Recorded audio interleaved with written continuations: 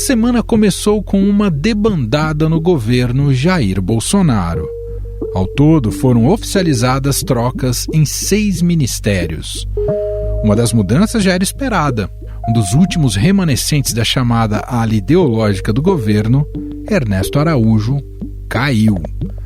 Nas últimas semanas, o ministro das Relações Exteriores vinha sendo cobrado pelo parlamento brasileiro por ter fracassado nas negociações internacionais para a compra de vacinas contra a Covid-19. A gestão dele frente à política externa brasileira era contestada e reprovada não só pela cúpula do Congresso, mas também por economistas, empresários, militares, governadores, prefeitos e até por diplomatas. Em reunião com o presidente Jair Bolsonaro, o presidente da Câmara, Arthur Lira, e o presidente do Senado, Rodrigo Pacheco, manifestaram descontentamento com o chanceler. Nós tivemos muitos erros no enfrentamento dessa pandemia. Um deles foi o não estabelecimento de uma relação diplomática de produtividade com diversos países que poderiam ser colaboradores desse momento agudo de crise que nós temos no Brasil. Acuado e com sua demissão iminente, Ernesto Araújo acusou sem provas de que a pressão do Congresso seria por conta de sua restrição à participação da empresa chinesa Huawei no leilão do 5G no Brasil. E mais, em publicação no Twitter, disse que a interlocutora dessa questão era a senadora Cátia Abreu. O gesto desesperado do ministro arruinou de vez qualquer relação com o parlamento que pressiona o presidente para a retirada do ministro. Então ele quer uma cortina de fumaça para esconder o motivo real de sua demissão, se ocorrer, deverá ser por incompetência, misturando, como fizeram já outros 2 ministros, com questão de corrupção, para que ele possa ficar bem na fita. No entanto, no final da tarde de uma segunda agitadíssima em Brasília, as baixas no governo aumentaram. Fernando Azevedo e Silva, da Defesa, teve que devolver o cargo para o presidente. Isso é uma guerra com um inimigo invisível, feroz, que doura a nação. E quando tem uma guerra, o Brasil e os brasileiros podem contar com as Forças Armadas.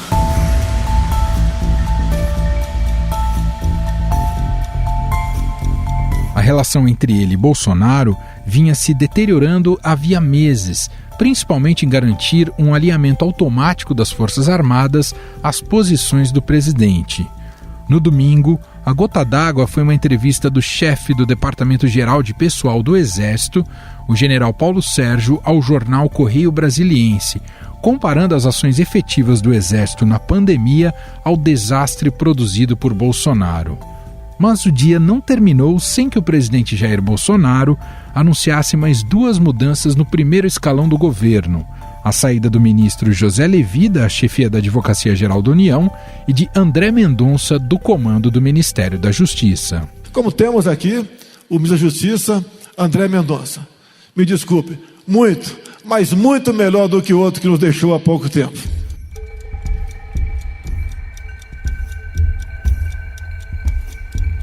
Levi deixa o cargo após se recusar a assinar a ação apresentada pelo próprio Bolsonaro para derrubar decretos dos governos do Distrito Federal, da Bahia e do Rio Grande do Sul que impuseram toque de recolher à população. Mendonça agora vai reassumir o antigo cargo de advogado-geral da União. Com a dança das cadeiras no governo, o delegado da Polícia Federal Anderson Torres assume o Ministério da Justiça e Cidadania. Também foram anunciados alguns outros rearranjos de membros do governo. O general Walter Braga Neto assume o Ministério da Defesa. Em seu lugar, na Casa Civil, assume o general Luiz Eduardo Ramos, abrindo a vaga para Flávia Arruda na Secretaria de Governo. Flávia Arruda é deputada do PL do Distrito Federal e é próxima a Arthur Lira, que vem cobrando uma mudança de postura do governo federal, mencionando inclusive a possibilidade de remédios amargos. E quem acompanha todos esses bastidores e trocas dos ministros é o editor da coluna do Estadão, que conversa com a gente, Alberto Bombig.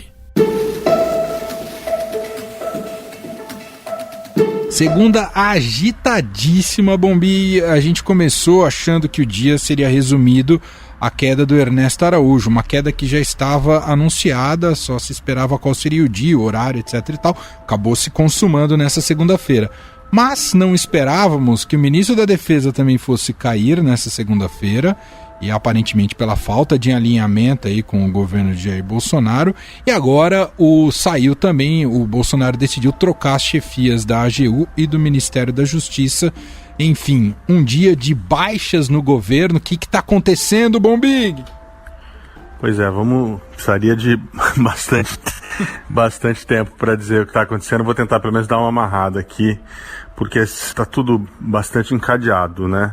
O mais importante, assim, acho que o pano de fundo, né, para a gente iniciar nossa conversa, tem que ser a reação do Ernesto Araújo no final de semana, né?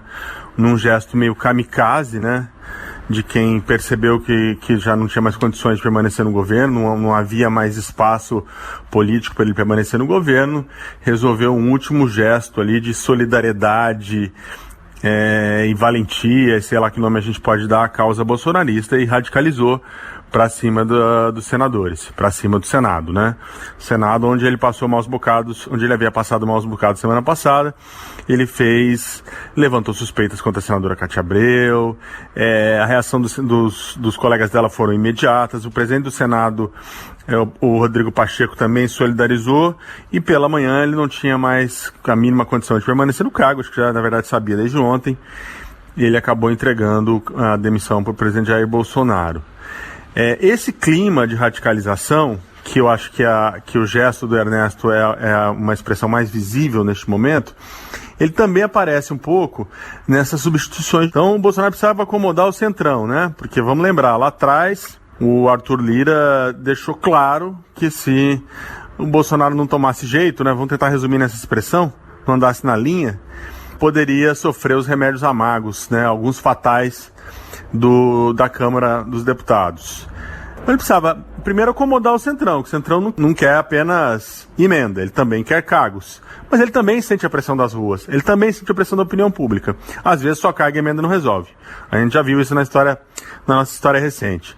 Bom, para acomodar o Centrão, o Bolsonaro resolveu também fazer ali uma espécie de limpa em determinados ministros que andaram contrariando, de certa forma, as diretrizes ou o pensamento bolsonarista. E o ministro da Defesa foi a primeira vítima, porque até onde se sabe, está lá um texto muito bom da nossa colega aqui na Eldorado e no Estadão, Eliane Cantanhede, dizendo que o ministro Fernando Azevedo Silva, que foi demitido, se recusava, por exemplo, a alinhar o exército, alinhar as forças, né, de uma maneira geral, ao pensamento bolsonarista e ao que queria o presidente. Então ele tira o ministro da Defesa, deve passar o Braga Neto, que está na Casa Civil, que também é um militar para a defesa. Aí passaria o ministro Ramos para a vaga do Braga Neto e abriria a Secretaria de Governo, a poderosa Secretaria de Governo, que é onde está lá a chave do cofre das emendas para o Centrão, né? Então o movimento que está desenhado até agora é este.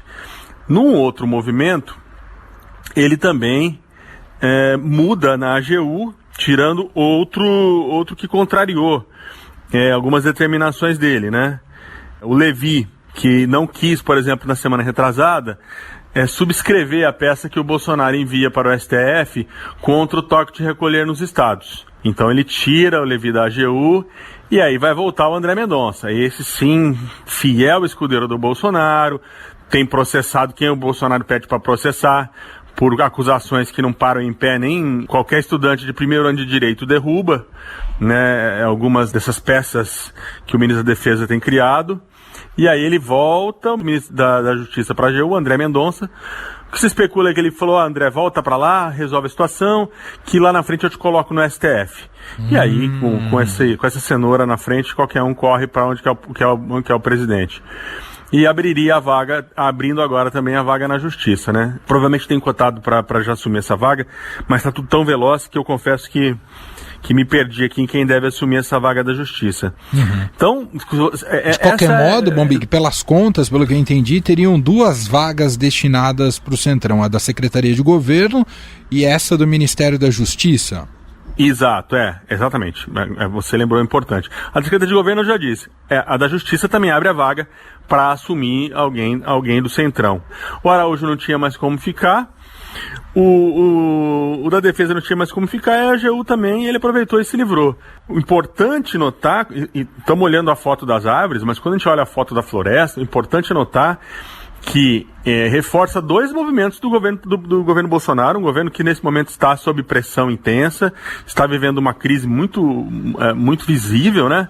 Que é abrir espaço para o Centrão de um lado e radicalizar discurso, apostar em aliados cada vez mais fiéis ao pensamento bolsonarista, pelo outro, né? Eu acho que importante notar é isso, né? Depois a gente pode voltar para essas minúcias, mas o movimento indica isso. Tá um momento de muita tensão no país, né?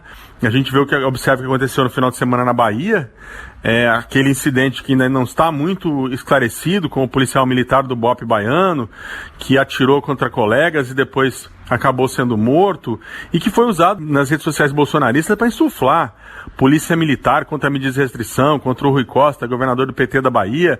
Agora há pouco, acabamos de divulgar com exclusividade na coluna do Estadão, está lá no blog da coluna, o João Dória está se mudando para o Palácio dos Bandeirantes.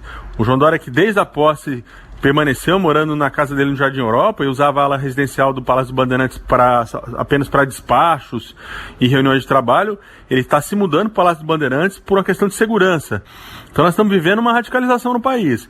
Eu entendo que essas mudanças que o Bolsonaro fez hoje, elas não vão resolver essa radicalização. Eu acho que, no geral, a impressão que dá é que o Bolsonaro não consegue entender que o momento não é mais de radicalização, que seria de distensão, mas ele não distensiona.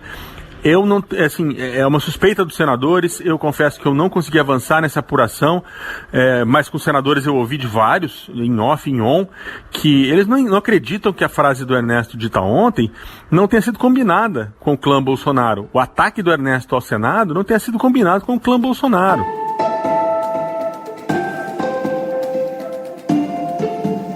Deixa eu fazer mais uma pergunta, eu sei que a gente já está um pouco estourado, mas ele não implode pontes aí com a ala militar, o Bolsonaro, ao tirar o Azevedo dessa maneira, Bombig? Ele, na verdade, parece que ele quer ainda trocar o comandante do Exército, né? A coisa ainda vai chegar no Pujol, que é o comandante do Exército, que também estaria ali protegendo o Exército das influências do bolsonarismo, né? Disso que a gente convencionou chamado de bolsonarismo. Eu acho que ele implode pontes com uma parte, né? Mas eu acompanhei ao longo do final de semana, e a gente vem muito também no que a gente vai conversando na coluna do Estadão, com as fontes, não há mais aquela unanimidade das Forças Armadas em torno do Bolsonaro, como já houve ali em 2018, por exemplo, e talvez no início do governo, né?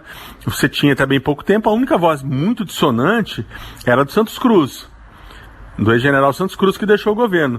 Agora não está mais assim. O que se sabe é que tem muita gente já boa, importante, incomodada com essa visão que o Bolsonaro tem de transformar as Forças Armadas em linha auxiliar do pensamento dele e do governo dele. Um abraço, Bombig!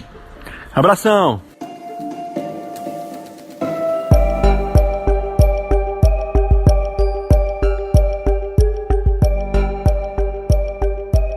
Mas a saída que causou mais comoção entre a base de apoio do governo foi a do ministro Ernesto Araújo. Antiglobalista e discípulo de Olavo de Carvalho, o nome de Araújo sempre foi contestado no Ministério das Relações Exteriores. O globalismo se constitui no ódio, através das suas várias ramificações ideológicas e seus instrumentos contrários à nação, contrários à natureza humana e contrários ao próprio nascimento humano.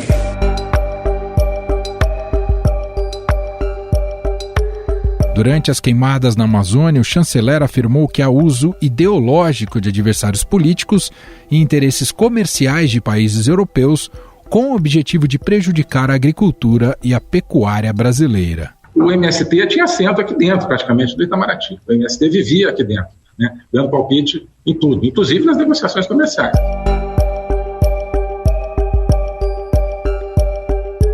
Em visita a Washington em setembro de 2019, Ernesto Araújo defendeu que o climatismo, ou seja, o combate ao aquecimento global ameaçava a soberania brasileira. Então não há um termostato, digamos, que meça a temperatura global. Existem vários termostatos, digamos, locais. E viu-se que muitas estações que até os anos 30, 40 ficavam no meio do mato, hoje ficam no asfalto, ficam na beira de um estacionamento. É óbvio que aquela estação vai registrar um aumento extraordinário da temperatura.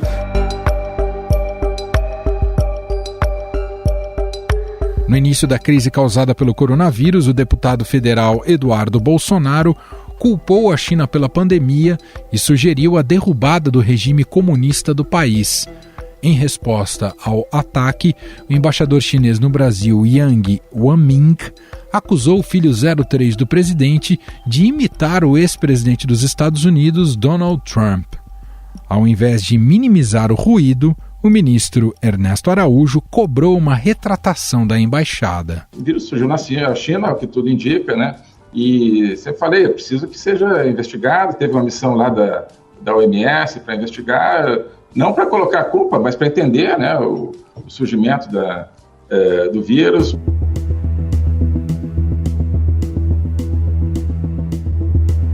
Ernesto Araújo também colocou as eleições americanas em dúvida em janeiro deste ano, após a invasão do Congresso dos Estados Unidos por apoiadores do ex-presidente Trump. O presidente Donald Trump entendeu o Brasil, entendeu o que é esse novo Brasil, que o presidente Bolsonaro está construindo, que nós estamos ajudando a construir. E eu acho que o ex-vice-presidente Joe Biden, agora candidato, infelizmente ainda não entendeu o Brasil, não entendeu esse tema. Em outubro do ano passado, a Índia apresentou proposta à Organização Mundial do Comércio para a quebra de patente de produtos relacionados ao combate à pandemia. Sem apoio do Brasil, o país deu o troco e nos colocou para trás na fila de prioridades na venda de vacinas. Diante de tantos problemas, qual o legado que fica do período de Ernesto Araújo no comando do Itamaraty? O que precisa mudar na política internacional do Brasil? Sobre este assunto, eu converso agora com o professor Roberto Goulart Menezes. Ele é coordenador do Centro de Estudos Latino-Americanos da UNB. Tudo bem, professor? Obrigado aqui por nos atender. Olá, Emanuel. Um prazer falar com você e os seus ouvintes.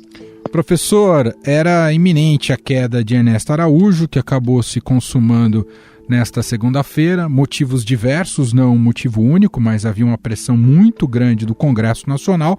Mas acho que a grande pergunta agora é o que o Brasil pode representar em termos de diplomacia, de estratégia na geopolítica internacional a partir de agora com a saída dele.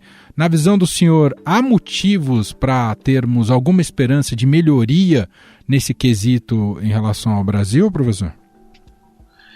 Eu creio que no que depender do núcleo que está em torno do presidente Bolsonaro, sobretudo isso que geralmente é anunciado, mencionado como núcleo ideológico, não.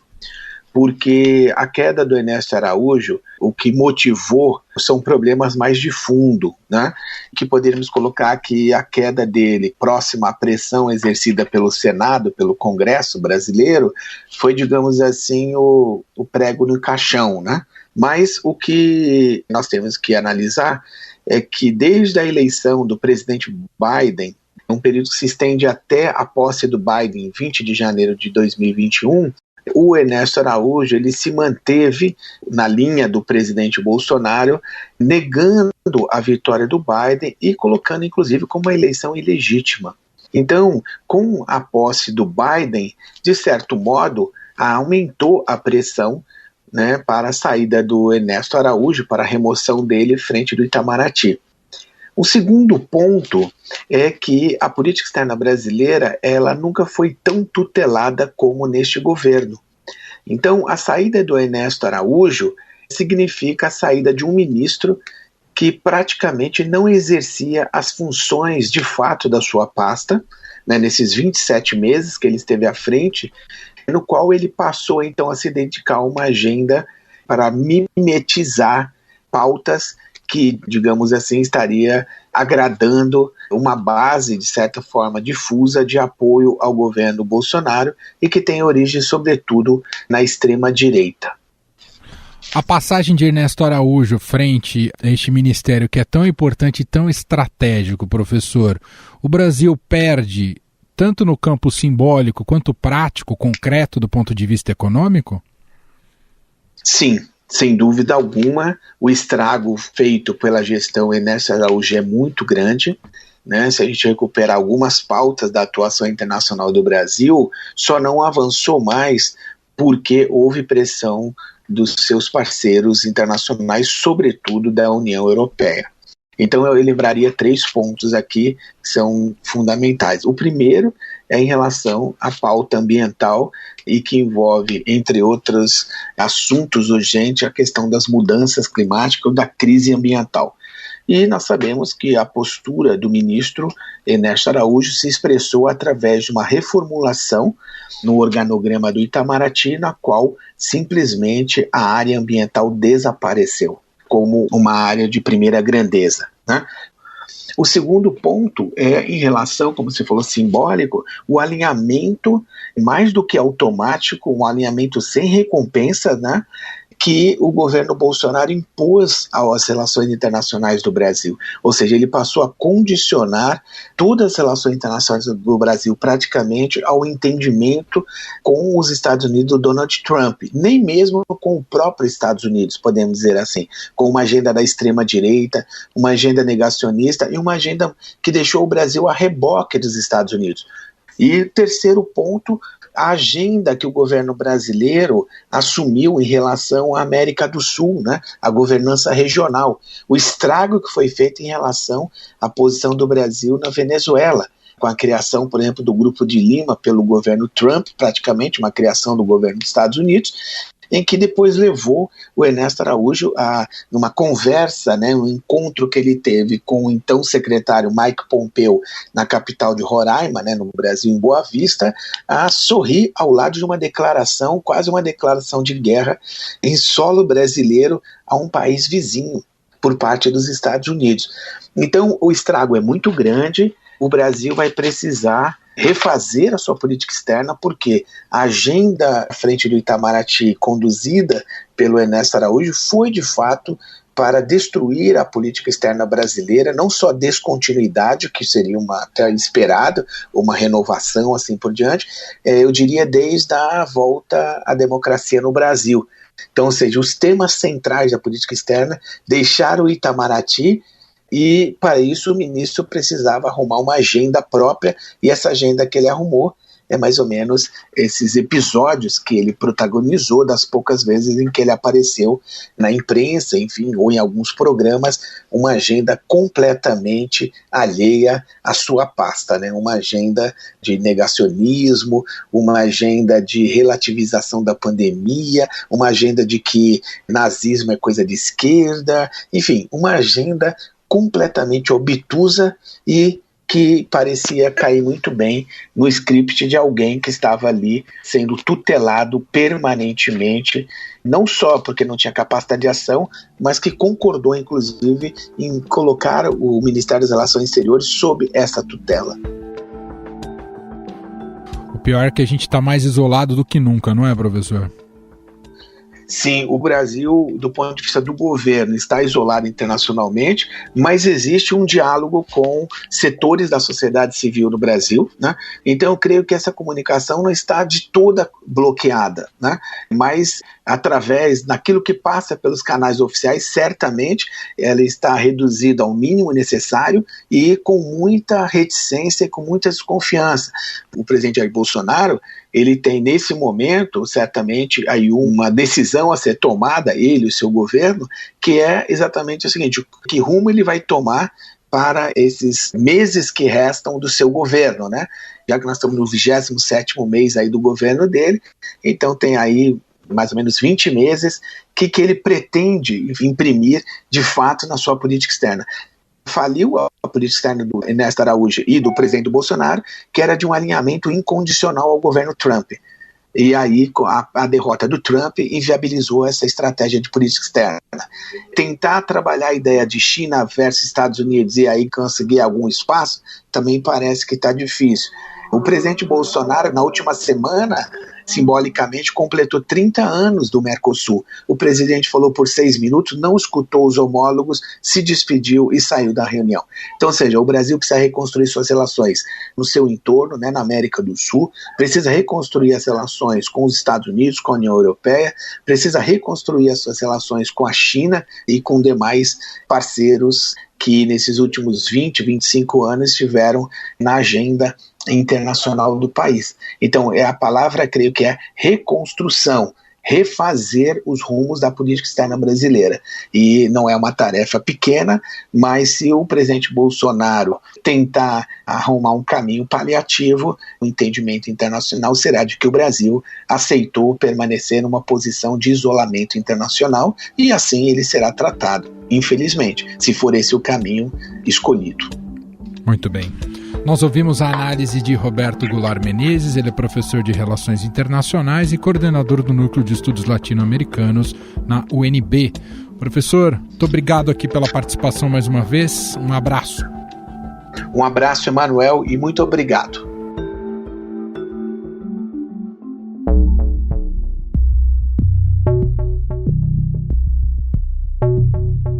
E como essa mudança repercutiu nos Estados Unidos, um dos mais importantes parceiros comerciais do Brasil? Quem nos conta é a correspondente do Estadão em Washington, Beatriz Bula. Desde o começo do ano, o governo Biden tem adotado uma postura muito pragmática com relação ao relacionamento com o Brasil, apesar de todos os oficiais, aí, os integrantes do governo Biden, ressaltarem várias vezes em conversas aí de bastidores que eles sabem que há uma divergência muito clara entre o posicionamento do Biden e do Bolsonaro, e isso se reflete em alguns ministros que representam mais essa chamada ala ideológica do governo. O Ernesto Araújo, nesta conta, sendo um dos principais expoentes, né? Então, isso significa o quê? Que os Estados Unidos, sob o governo Biden, estão dispostos a continuar um diálogo com o Brasil, apesar de figuras como o Araújo. Então, o que se espera agora com essa troca no Itamaraty é que não seja mais apesar de, né, do chanceler que está em vigor, do chanceler que está na posição, mas que seja um contato, uma relação mais fluida, mais benéfica, também por conta da figura, seja lá quem for, que assumir essa posição aí à frente do Itamaraty. Então, há essa expectativa de que o relacionamento ele fique melhor, digamos assim. Os Estados Unidos já estavam dispostos a manter esse canal de diálogo com o Brasil, mas que agora isso seja feito de uma maneira um pouco mais tranquila, né, com alguém que tem algum mínimo alinhamento aí de posição, porque vale lembrar, o Ernesto Araújo, inclusive nas vezes que ele esteve aqui nos Estados Unidos, ele deu palestras, fez declarações, deu entrevistas que vão completamente de encontro com o que o governo democrata, o governo atual do Joe Biden defende, né? Ele falou em alarmismo climático quando ele estava em Washington em 2019, né? Comparou o que ele chamou aí de climatismo, num tom pejorativo, aos que entendem que é toda a comunidade científica, basicamente, né? Que entendem que há uma situação aí de emergência com relação às mudanças climáticas no mundo. Comparou isso com um sistema de justiça stalinista. Então, assim, é uma visão que não está nada alinhada com o governo Biden e, mais do que isso, né, no combate à pandemia, também se mostrou aí pouco eficaz no trato com o governo americano. Essa relação, nos últimos meses, tem ficado muito a cargo da embaixada aqui em Washington, a embaixada brasileira, que, claro, já é quem conduz esse tipo de relacionamento, mas um bom trânsito entre o alto escalão do governo aí em Brasília, entre o Itamaraty e Casa Branca, sempre facilita e agiliza a comunicação, é claro, né? Logo depois do anúncio da queda do Araújo, alguns jornalistas brasileiros estavam numa conversa com um representante do Departamento de Estado americano que falou que, enfim, não espera que isso afete fundamentalmente a interação entre os dois países, porque as conversas aí bilaterais são conversas de país para país. Mas é mais uma declaração nessa linha que a governo Biden já vinha adotando, né, de bastante pragmatismo com relação ao Brasil. Mas há uma expectativa de que as coisas fiquem um pouco mais fluidas com a saída do Araújo. Estadão Notícias. E este foi o Estadão Notícias de hoje, terça-feira, 30 de março de 2021. A apresentação foi minha, Emanuel Bonfim. Na produção e edição, Bárbara Rubira, Gustavo Lopes e Ana Paula Niederauer. A montagem de Moacir Biasi. Nosso diretor de jornalismo, João Fábio Caminoto. escreva pra gente, podcast@estadão.com. Um abraço para você e até mais.